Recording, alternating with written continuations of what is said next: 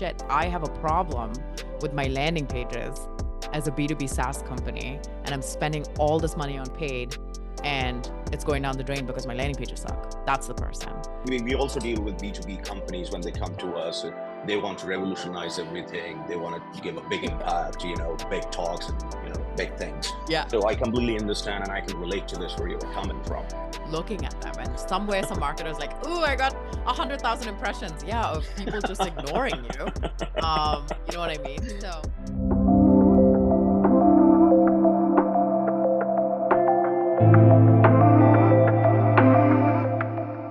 Hello and welcome to Prolific Perspectives. This is Kamal Hassan, your host and founder of Prolific Animation Studio.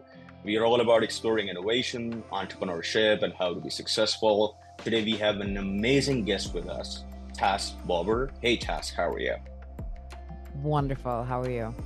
Pretty good. Tas, please give your brief introduction to our audience. Yeah. So Tas Bobber, like you said, I have worked in B2B marketing for about 15 years, and the back half of that was spent in B2B tech. I've led a couple of digital and website teams in-house for companies. And so this last year of being a solo niche consultancy business is just fresh for me. It's only been a year, but I've spent most of my career then in-house.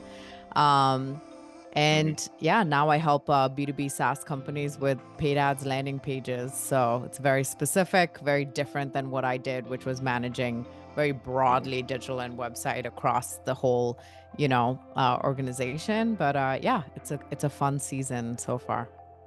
Okay.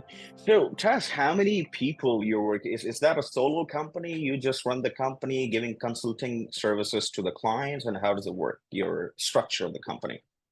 Yeah, I have so it started a solo consultancy. I do have one other person that helps me because a lot of the work that I do is research heavy. So two are better than one with gathering some of the research, but I do all the analysis and I make sure that I touch all the deliverables that I provide to my clients. I do have a couple of partners. So because I'm in like a specialized type of business and I can focus on iterating the process very quickly by just being extremely focused on it, I have other partners who are very good at, for example, ads. And while they're iterating and getting better at their process and ads versus me trying to do two things at the same time and getting too broad, right? Like you are in the animation space. You're not trying to do like radio. So you're able to focus on the animation side, make that process better, make your outputs better, make it more quality driven. You're always thinking about how to improve that specific area. So I have a Mm-hmm. network of partners that I use based on anything that my clients might need. Mm-hmm. But I have to really force myself to focus on my specific area, even if I am tempted to do what they ask me to do. Because sometimes they'll say, "Hey, are you really good at email marketing?" Yeah, I did it for like 3 or 4 years of my career. Could I do it? It's a temptation. You never want to turn down money, but anything that you say yes to now will take up any of the yeses in the future. That could be something that's more specific to what you do. So right now, two-ish people. I don't know if I want to like scale like crazy. Why is that? But Is that because you want to, maximize your profit and margins, or why do you want to? Yeah, why is that? no, I think that goes into the backstory a little bit. Mm-hmm. I led teams in-house, worked long hours, 60, 80 hours, work in startup life. I have a Mm-hmm. young family. I have 2 children, 5 and 2, maybe a third in the future. I don't know. And so I just have dedicated so much of my time and life to work that I felt like I missed out on a lot of my daughter's life when she was born. Mm-hmm. And so when I went out on my own at that point, I was actually very, very burnt out. Mm-hmm. And I said, you know what? I have to figure out what I would like to focus my life on, but how do I work for a company and also keep the balance? It's almost like an oxymoron, but I read a post actually on LinkedIn that talked about different types of businesses, and they said you have to decide whether you are a growth company or a lifestyle company. And they went into the differences about what a growth company looks like and what a lifestyle company looks So like. are you a growth company or a lifestyle company? 100% a lifestyle company at Why is this that? stage of my career. hmm Okay. Maybe one day growth, but right now Uh-huh. lifestyle. Okay. So I was reading up about you. So in your experience working with companies like Calendly, Freshwork, what key factors do you believe contribute to the success of a B2B SaaS startup? Oh, the entire startup? Yeah. Uh, okay. So, well, obviously, I've never run a B2B SaaS company. I've worked with many and worked in-house with one very small, you know, area. Mhm. But I will say that the detriment for most B2B SaaS companies is that they lack clarity in their messaging and how they go to market. Because the thing is, and I use this example all the time, if I go to, and I'm not saying that this is specific, but just anecdotally, if you go to Asana's website and if you go to like Loom's website, both of them are going to promise you increase in revenue, right? You could take a hero from any B2B website and put it on another B2B website, and it could be about the same thing. You don't know, even though they are completely different tools, right? So, with B2B SaaS being so competitive, I think specificity and clarity is going to be your friend. And that is something that's deeply lacking in the industry is that we're just stuffed full of jargon and buzzwords. It's like buzzword city, right? Seamless, revolutionize, increase revenue. And I make the joke all the time. If all these tools delivered on what they promised, I should be the fastest and richest person on earth, right? And so part of my work, everybody thinks it's, oh, it's conversion rate optimization because it's landing pages. And I'm like, well, it's more like just being clear about what you do, giving the buyers information that they need in order to put Mhm. you on the consideration set, and make a decision about whether they want to purchase from you or not. But they can only do that if they have all the information, including what the heck it is you even do, how you can help them, what your pricing is, what are peers saying about you? What's the sales process going to look like if I give you my precious information? Those are some of those key factors. And so that's something that I help companies with is just, hey, what do you need to provide to your buyer so that they can actually, buy from you? Okay. So if I get to this, like how can emerging B2B SaaS companies effectively establish and differentiate their brand in a crowded market? Yeah, I think that there are lots of levers with differentiation. What I have found from working with a few companies now is that what they think their differentiator is versus what it actually is are two different things. And I actually did this exercise with one of my clients because I'm on the call with him. I ask him what the differentiator is, and he goes, "Oh, we're just super easy to set up compared to the competition." I'm like, "Okay." So while he's talking, I look up the competition, and I just type in their name and I share my screen, and their competitor says in their ad, easy to implement, easy to set up. Okay. So, as a Hmm. buyer, when you're sitting there and you're looking at that and saying, well, they're saying they're easy to set up, but they're also saying they're easy to set up, two things happen. One, it either cancels itself out where they're like, that okay, you're both easy to set up. That's kind of off my list, right? Hmm. I'm just going to assume you're both easy to set up. Or they're going to look at it and go, one of you's lying. Um, and they shouldn't be sitting there deciphering who is lying and who isn't lying. They should be like, is this the right product for me or is it not? Right. So we become this like game of what really is a differentiation, like no one really knows. It could be something very, very small, something you're not focusing on. Or to be honest, you may not even have that strong of a differentiator. And then what are you going to do? And so at that point, I think if you talk to, I don't know if you follow Anthony Pieri and Robert Kaminsky, they talk a lot about differentiation, product categories, those things. and our businesses work pretty closely together. So we have a lot of overlap in the same methodologies in terms of how I view product marketing because they taught me a lot of it. But I think with some of the differentiation levers they talk about is, what type of target company or segment or a problem or pricing. So there are certain levers you can pull for differentiation. You need to figure out what that combination is. So I could be like landing page specialist. Okay. I have a huge like company. I mean, huge amount of competition, right? But then I could say landing page B2B landing page specialist. Okay, it's a little bit narrow. B2B SaaS landing page specialist. Okay, now we're getting even further down. And now I'm Yes. going to say, well, it's not just any landing pages. Like, I don't care about your email campaigns. It needs to come from your paid campaigns. Very, very specific. Everyone's gonna be like, "It's so narrow, who's gonna come there?" The person that says, "Shit, I have a problem with my landing pages as a B2B SaaS company, and I'm spending all this money on paid, and it's going down the drain because my landing pages suck." That's the person. Mhm. And there's been plenty of those people in the last year that have come up to me. So specificity is also going to be your differentiator. How specific? You need to get uncomfortably specific.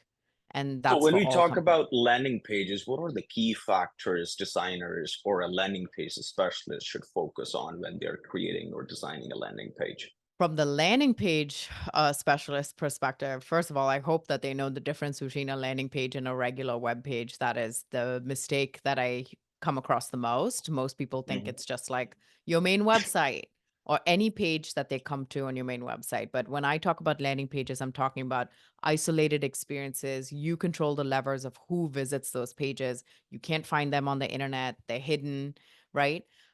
So they're very targeted, very specific, very relevant to the ads.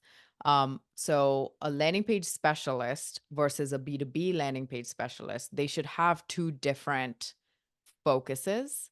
A landing page specialist that's more broad or more B2C can focus on a lot of those like conversion rate optimization activities. I'm going to change a button here. I'm going to change the CTA. I'm going to give them a pop up with an incentive. Those are the things that they can focus on, pull those levers, increase conversions because they have the volume. The touch points are a lot lower in the journey, right? Mhm. But in B2B, they need to focus on consumption signals because no one's making a $50,000 purchase seeing your landing page for the first Absolutely time. not. Absolutely No one not. is. Yeah, So the 100%. focus for B2B landing page specialists is how do I put information on here that is consumable and get the users to consume it even if they don't convert right away. And then looking at other signals like are there return visits to the site? Are they going up? What is the incremental lift of Mhm. all my direct hand raisers Mhm. based on when I launched this program, right? You cannot Okay. always measure on direct conversions. So the focus needs to be different. And then you go into certain like experiences, like in an isolated landing page, you don't want a lot of distractions. You don't want a lot of like navigational items and things that are going to take them away. Some of those CRO practices still apply. But at the end of the day, just be extremely clear about what you do, who you're for, all those signals I told you about, peer testimony, talking about features in a way that's contextual and more of a narrative rather than Mhm. just feature dumping. Here's all the 100 things that we can do. It's like, that's Ah, overwhelming, right? Yeah. it is. So being an innovative thinker, a digital marketer, and landing page specialist, have you recently came across a unique marketing tactic that you have been impressed by? Yes, actually. I think I shared it a week ago. So I am a big Reddit user. Huge. Okay. I love Reddit. I've used it for many, many years and obviously more for entertainment than anything else. If I'm watching a show, I like to go to the community that's talking about the show, etc. But the other groups that and subreddits I'm part of are like B2B marketing, digital Mhm. marketing. So a lot of marketing subreddits that I'm part of and I interact with.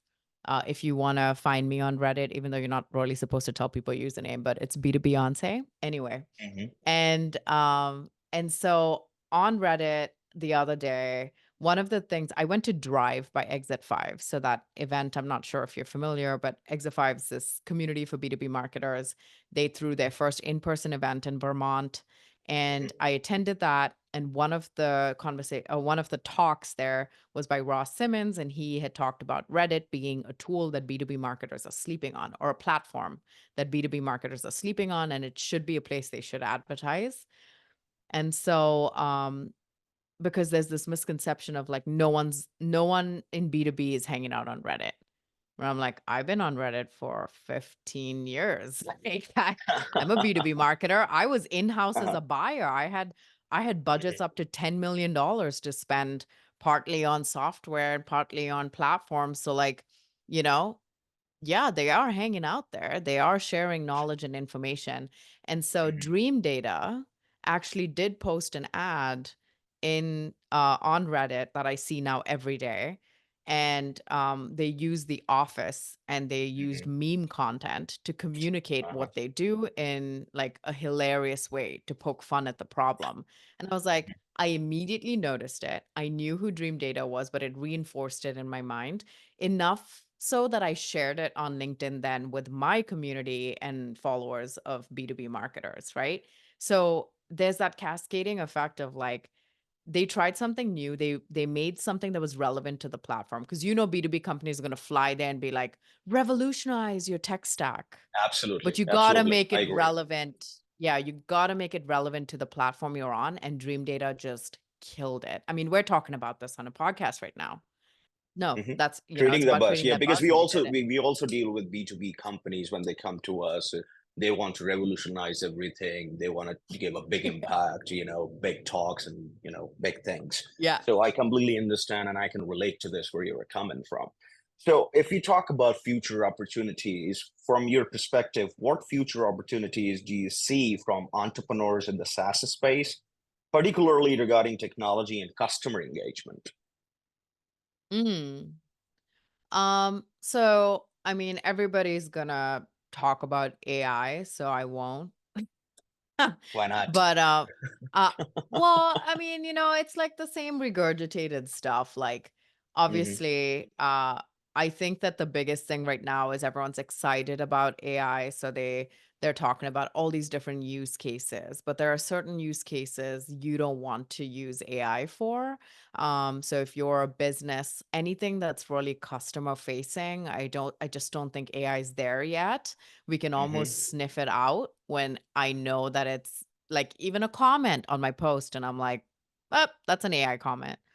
And so if you write landing pages or you're writing website copy or you're doing stuff um, related using AI to do that, the problem is B2B copy wasn't very good to begin with. AI is trained on what's existing and Absolutely. it's just going to be a regurgitation of what's already out there. So anything that's client facing, public facing, I've learned it just doesn't work. You kind of need that intervention and that human element to it. But tactically, what I think is working, and B2B companies are slowly picking up on it, is a lot of that like partnering with creators on social platforms, user generated content, things of that nature. And we are in this day and age of sharing openly and freely, sharing Hmm. information just out there. Because we were doing the whole like, we're going to gate everything and get someone's information. And I think now we're shifting into this give information away freely, uninhibited, and then let them come to us. So it's almost like a warm outbound through content. It's almost like that, and then they're warmed up and then they come to you. So Hmm. like I don't do any obviously my business is a little bit different than most people probably listening, but like I don't do any outreach. I just put out content daily. Not daily, but like 4 or 5 times a week, and I share Okay. very open educational content all the time, almost like just giving away the secret sauce, right? And so if they can apply it, great. If they need my help, they come to me. And I think that kind of like service attitude, partnering with other creators who are providing testimony on your behalf or talking Hmm. about how to use your product and things like that, not in an infomercial sense, but in a very natural, organic way. That kind of stuff is getting some traction now that we're seeing in the market. So I've seen a lot of like companies like Sendoso, Hockey Stack, User Evidence, they're all partnering with Noble, like partnering with Hmm. influencers and creators in the market and Hmm. creating some buzz around their product. And not controlling the content either. You know what I mean? Not doing the B2B, like, let's run it by Susan and Kate and Doug and every single person at the company. And then by the time it comes back, it's just like a stakeholder soup of nonsense. Hmm. No, the ones that are winning are like, we like your voice. Here's our product. If you like it, talk about it. The end. And those are doing exceedingly well. So So is it really helpful, like animation, if you have some companies are coming to you and taking your expertise, getting their landing pages, created? Do you recommend them to, instead of like content or typo on there, they should have some kind of videos, animations, like typography or that kind of stuff, or not? maybe not so much animations. Like the one time I know that it really helped is when we had a very complicated product that was really hard to describe because it had so many components. And so we used animations and illustrations to showcase how the product worked in like a single block. So we've used it in those capacities. But I would say that when you're using assets and videos, images, anything of that sort, visual elements on landing pages, one, it can't be too flashy because we have to be considerate of accessibility guidelines. But two, as long as it lends to the content. So if you have an animation that can clearly state what your company does, how it helps the user, those types of components, how the product can be utilized, that's fine because it has some value to the user other than like, look at how flashy we are or whatever. But you know what I mean? Uh-huh. It has to have a valuable takeaway and it can't be super, super long. I see if there's anything over 3 minutes, consumption tends to go down on landing pages. But And in my so expertise, I recommend them 30 seconds, half minute, not even there you three go. minutes. I mean, Should that be would quick, should be be quick enough to, give them a message to convert them to a lead. So Yes, yeah. totally. And I think from like an ad platform perspective, maybe not on the Mm, landing pages, mhm, but if you created an animated ad that they were able to run in social mhm, platforms and things like that, yeah, totally. I think those things like break up the feed. LinkedIn's even prioritizing video now, made in like the aspect ratio for phones, things like that. mhm. And we need stuff to like break up the B2B space because it is just like it is so I mean, I'm so desensitized. I scroll past the ads, like, I don't even realize that I'm looking at them, and somewhere some marketer's like, "Ooh, I got 100,000 impressions." Yeah, of people just ignoring you. You know what I mean? So, Yeah. yeah, So totally. a Anything lot of impressions, but no engagement. So you are right; they are Yes. ignoring you, 100%. Yeah. So if we talk about your advisory role insights as an advisor, what common challenges do you see entrepreneurs facing when scaling their business, and how can they navigate those challenges? From me observing what my clients go through with their businesses, it's 1000% stakeholder management is the number one issue. The sometimes the main person that I talk to has a very specific idea. They're like, "Hey, I've been trying to do this idea. There's too many cooks in the kitchen. Everybody has an opinion. I need an outsider to come tell me and tell them specifically that I'm right, basically, that we should try something else. They're not listening to me, maybe they'll listen to you. So that there's always that. I think like from a business perspective, as an entrepreneur, I would say that the biggest problem I see that my peers who are also entrepreneurs that are facing is that focus, the ability to focus. And I don't mean focus like, oh, I got to do work now.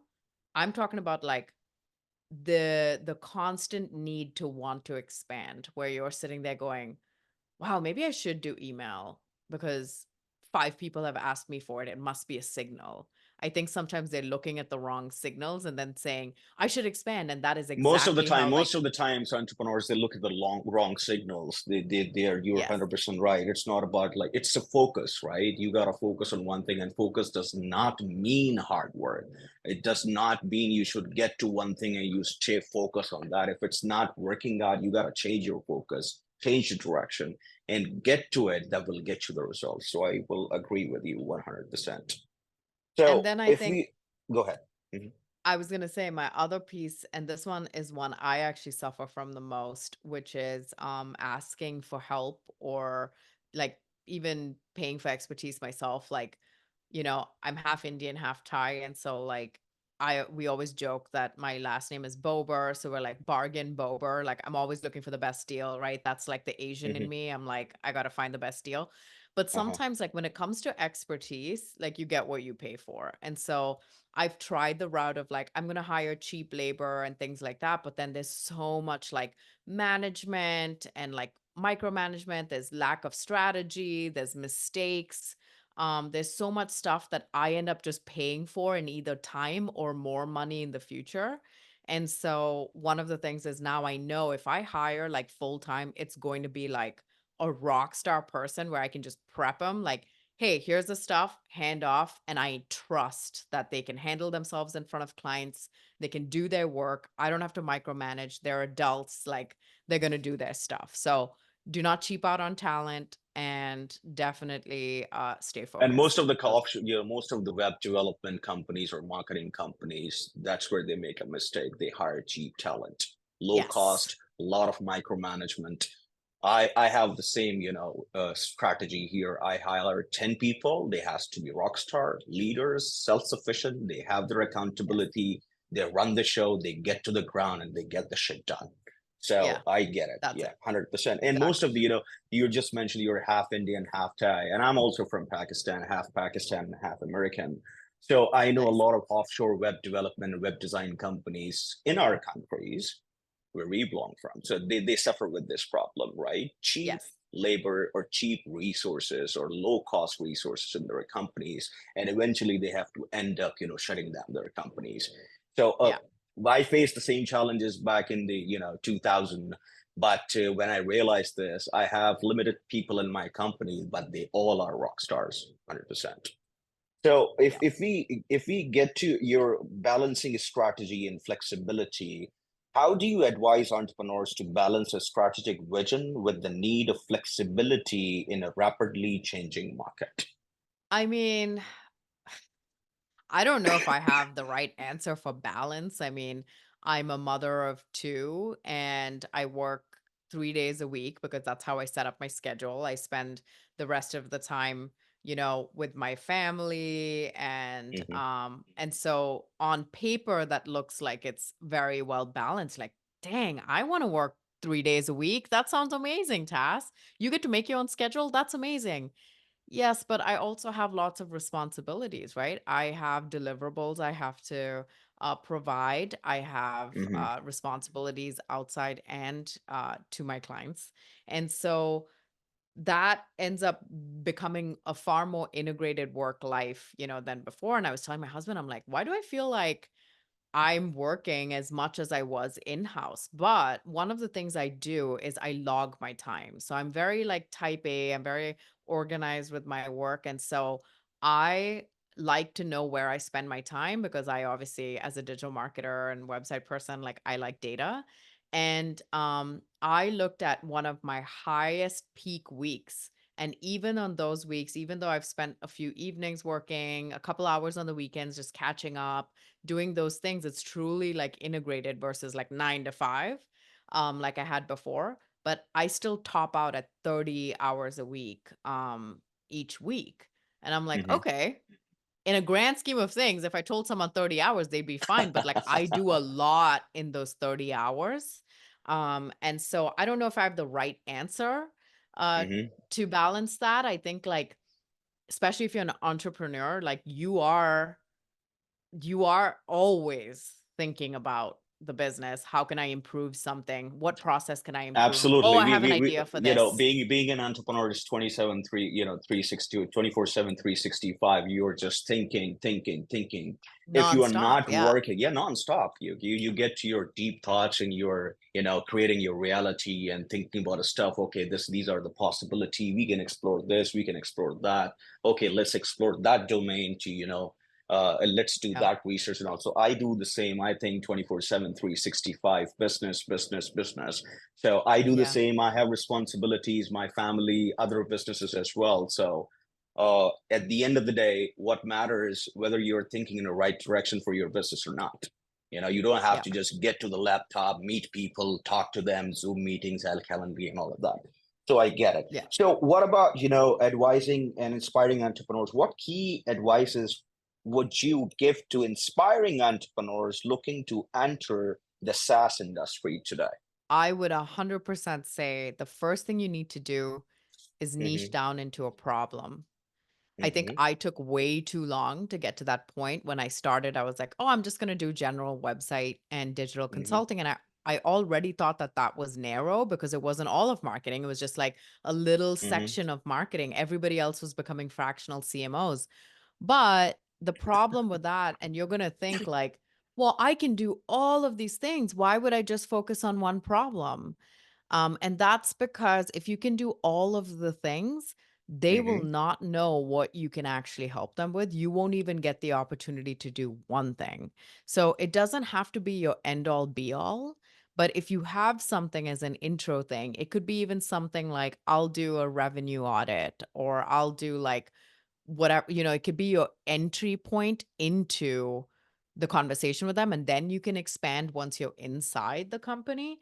But I think that's the piece where most people will come out and then go, I can do And everything. I'm now launching a full as you just service. mentioned about the revenue audit, is it necessary or to do a revenue audit in the first 5 years of your startup? I mean, like, I think if you have a lot of like tech bloat or something like that, like I said, I'm bargain bober, so I keep operations like pretty lean.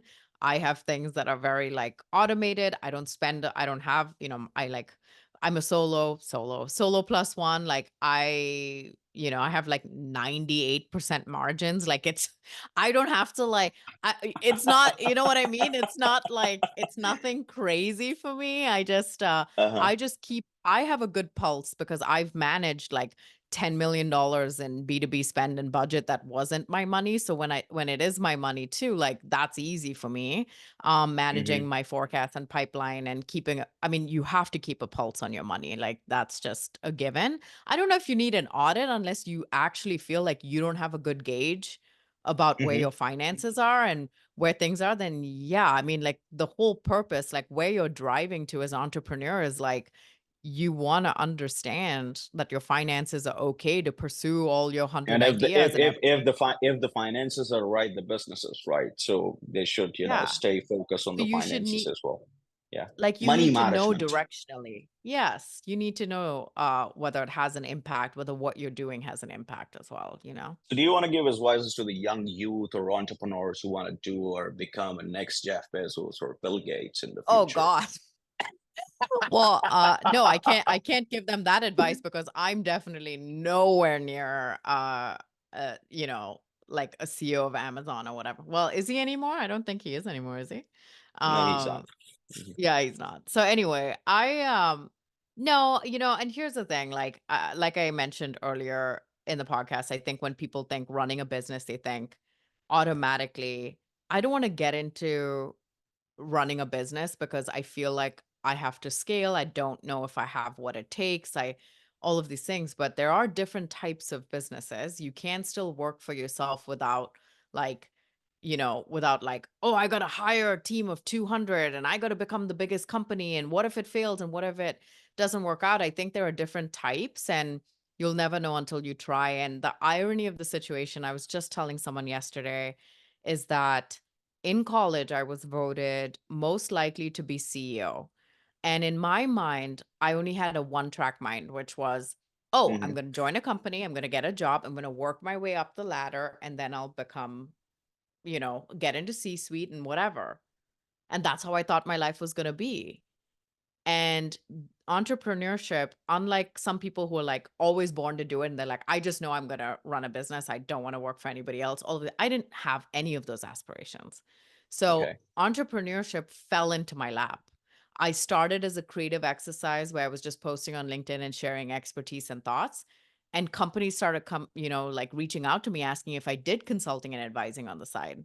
And I actually at the time I was like, no, I work full time. I'm just doing this stuff. But it was a light bulb moment for me. And then Mm-hmm. when it didn't work out with my last company and I officially went out on my own, and then I Mm-hmm. started running this, like never, if you told me a year and a half ago, you were like, Tass, you're going to run your own company. I'd be like, huh? I was like, no. Yeah, that's insane. I know nothing about running a A company. big I know no. nothing. Yeah, big no. Like what? No, I'm going to be CMO one day. I'm going to be, whatever. But yeah, so they were right in nominating me. It just went a different direction than I ever thought that it would be. So, So nice meeting you, and we look forward to speaking with you again, hopefully. all righty. Sounds Thank you so great. much. Thank you so Thank much. Take you. it easy. Bye. Thank you for tuning into another episode of Prolific Perspectives. Don't forget to like, comment, subscribe for latest episodes. Until next time.